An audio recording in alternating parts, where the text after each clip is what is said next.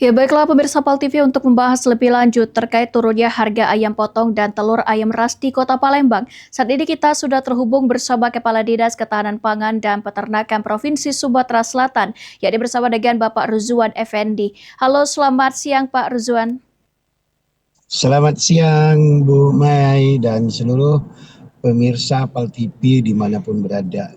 Oke baik, Semoga terima semuanya. kasih Pak atas waktunya sudah bergabung bersama kami di Liputan Metropolis Siang. Langsung saja ini Pak Ruzuan untuk mengawali perbincangan kita pada siang hari ini. Beberapa hari terakhir harga telur ayam mengalami penurunan yang drastis ini Pak. Apa faktor penyebabnya Pak? Silakan. Jadi fenomena dari seluruh bahan pangan itu adalah bagaimana permintaan dan juga eh, produksi. Nah, dalam hal ini khusus untuk beberapa komoditi memang ada penurunan permintaan, di mana pertama adanya libur anak sekolah. Kemudian juga yang berakibat dengan adanya MBG yang belum berjalan. Ini salah satu penyebabnya karena produksi kita tetap tinggi, sedangkan permintaan, dan ini fenomena ini tidak hanya di Sumatera Selatan tapi di seluruh Indonesia. Nah, ini yang mungkin yang nanti harus kita sama-sama kita ini. Mudah-mudahan ini tidak akan lama. Itu Bu Mai dan pemirsa. Baik, itu beberapa faktor yang sudah Bapak sebutkan dan juga ini Dan produksi telur sebenarnya ayam dengan tetap harga yang turun berjalan. itu ibu-ibunya tukang nasi goreng atau apa juga mungkin ada manfaatnya juga. Tapi ya kita juga dilema. Ada petani kita, ada peternak kita juga yang mungkin dengan harga tersebut akan merasa rugi. Bukan merasa rugi, akan mengalami kerugian itu. Oke baik, dengan harga yang terus menurun ini Pak, bagaimana dampaknya terhadap pendapatan dan keberlangsungan usaha para peternak ayam petelur ini di Sumatera Selatan khususnya? Jadi memang ada beberapa terjadi karena ada permintaan penurun ini, keluhan dari, dan kita sudah mendapatkan laporan keluhan dari peternak-peternak. Nah, dan kita juga sudah mengajak semua dari peternak, asosiasi peternak, baik itu ayam potong maupun ayam petelur, untuk sama-sama mengatur.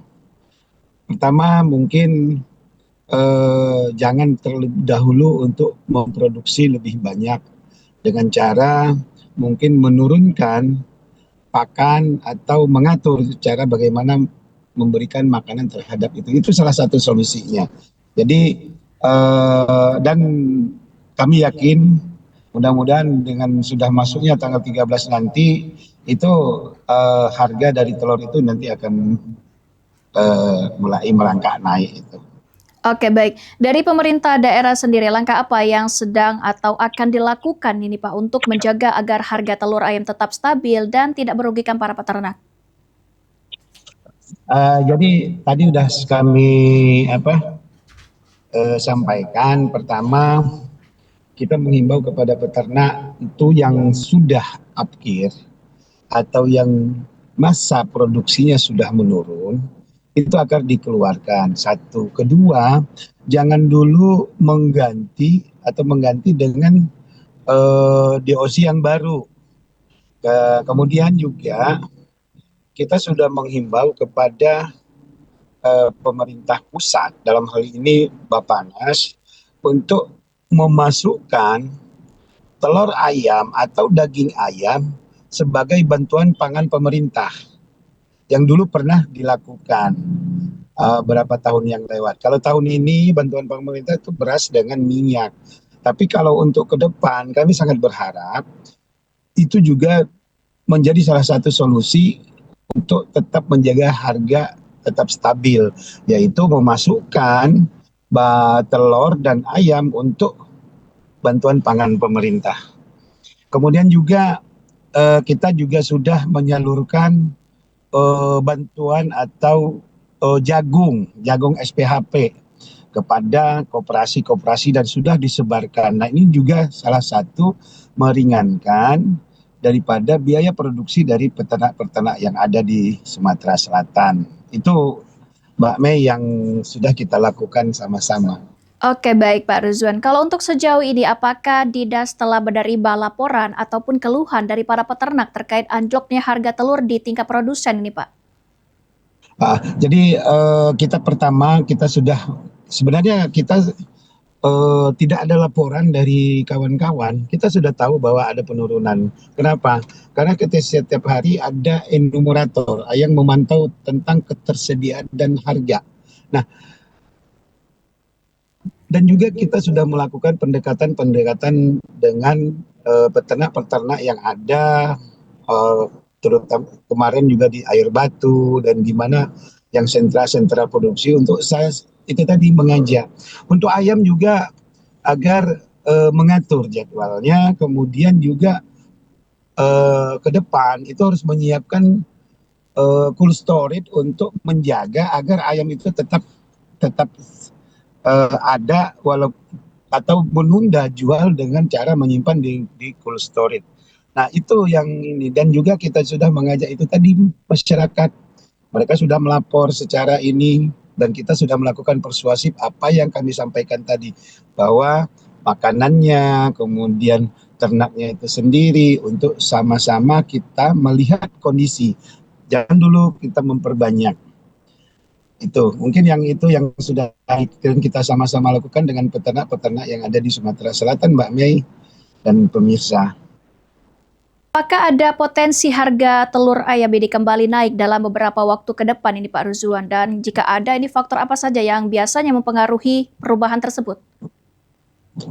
Baiklah, di awal tadi sudah kami singgung bahwa permintaan untuk telur dan ayam ini murni-murni permintaan. Kita lihat pada saat Lebaran itu harga cukup naik tinggi walaupun di produsen nggak terlalu tinggi naiknya. Nah dan juga dengan kondisi sekarang di mana kita punya lebih kurang 700 SPPG yang setiap harinya, setiap minggunya 700 itu membutuhkan 200 kilogram. Berarti di situ ada 14 ton setiap minggu permintaan yang berkurang yang tidak dialokasikan yang seharusnya sudah ini dari gara-gara bukan gara-gara dari liburnya anak sekolah sehingga MBG tidak bisa menyerap daripada produksi-produksi yang ada.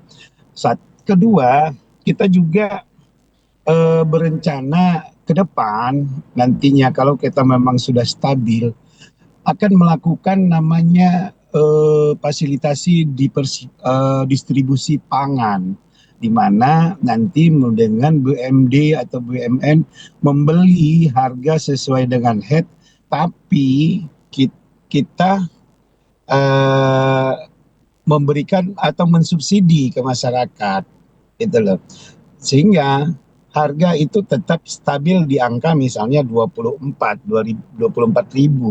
Nah 24.000 ini sedangkan di kandang itu cuma 21 berarti ada selisih 3.000 dah. Kita beli 24 dan kita jual ke masyarakat atau kita lakukan operasi pasar dengan harga 21 itu. Jadi ada subsidi yang dilakukan. Nah ini kita lagi mempelajari dan mengajak seluruh stakeholder yang ada. Apakah BUMN, apakah perusahaan untuk sama-sama tetap kita menjaga itu. Itu Mbak Mei. Oke, baik Pak. Dengan menurunnya harga telur ayam karena minimnya pembeli ataupun juga permintaan di pasaran, apakah stok telur di Sumatera Selatan saat ini bisa dikatakan memang sedang melimpah ini Pak? Jadi begini, sebenarnya kalau kita produksi kita pelet tetap tinggi, Bu. Kita pelet, tetapi karena melimpahnya produksi di luar. Terus kita kan produksi kita lebih kurang 450 ton per hari. Nah, yang kita bisa hanya konsumsi belum ada MBG itu 180 ton per hari untuk Sumatera Selatan. Berarti ada selisih 210 atau 220. Nah, 220 ini lebih kurang tiga bulan, 1 bulan kita kirim ke luar daerah itu 4.000 ton, 4.000 ton. Nah,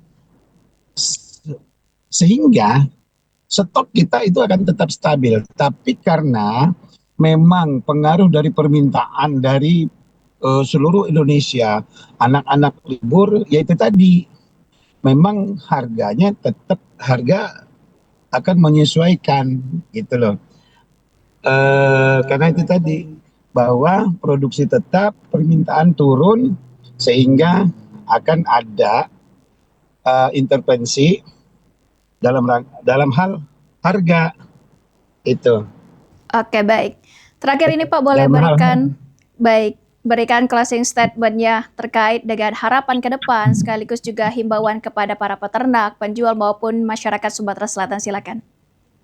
Nah, jadi terima kasih Mbak Mei dan pemirsa Metropolis dimanapun berada.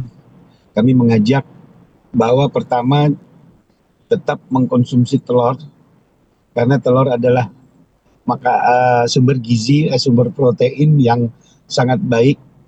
Jika perlu setiap hari mengkonsumsi 2 atau 1 butir sehingga kita akan tetap menjaga kestabilan. Itu satu. Dan juga tentunya menjaga kesehatan.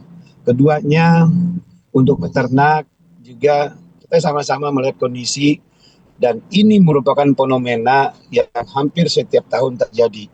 Jadi pada saat terjadinya penurunan misalnya anak sekolah libur walaupun tidak ada MBG itu berarti ada pengaruhnya terhadap permintaan di pasar sehingga kita bisa yang upkir itu bisa kita keluarkan atau kita ganti dengan yang baru sambil menunggu. Kemudian untuk pakannya, karena kita bukan berhenti produksi, tapi mungkin dengan pakan yang menyesuaikan, yang tadinya mungkin dari 10 ekor itu bertelurnya 9 ekor, dengan pakan yang kita atur, kita berharap itu hanya tetap bertelurnya mungkin 5 ekor. Sehingga ada penurunan walaupun populasinya tetap.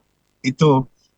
Jadi dan kami pemerintah akan selalu berusaha untuk menjaga kestabilan harga ini dengan beberapa regulasi-regulasi seperti yang tadi kita akan berusaha bahwa nantinya melalui surat kita juga akan kepada pemerintah pusat untuk memasukkan salah satu telur itu menjadi bahan pangan bantuan pemerintah sehingga harga akan tetap stabil. Itu juga dan akan membantu peternak yang ada di daerah-daerah.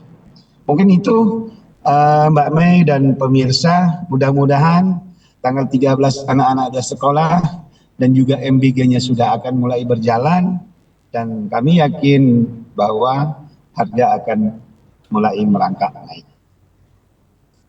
Oke, baik. Terima kasih Pak Rozwan Effendi selaku Kepala Dinas Ketahanan Pangan dan Peternakan Provinsi Sumatera Selatan yang sudah bergabung bersama kami di Liputan Metropolis Siang berbincang terkait dengan harga ayam di Sumatera Selatan. Dan kita harapkan ini semoga ke depan dan tanggal 13 nanti MBG mulai berjalan dan kita harapkan semoga harga ayam ini tetap stabil ya Pak ya.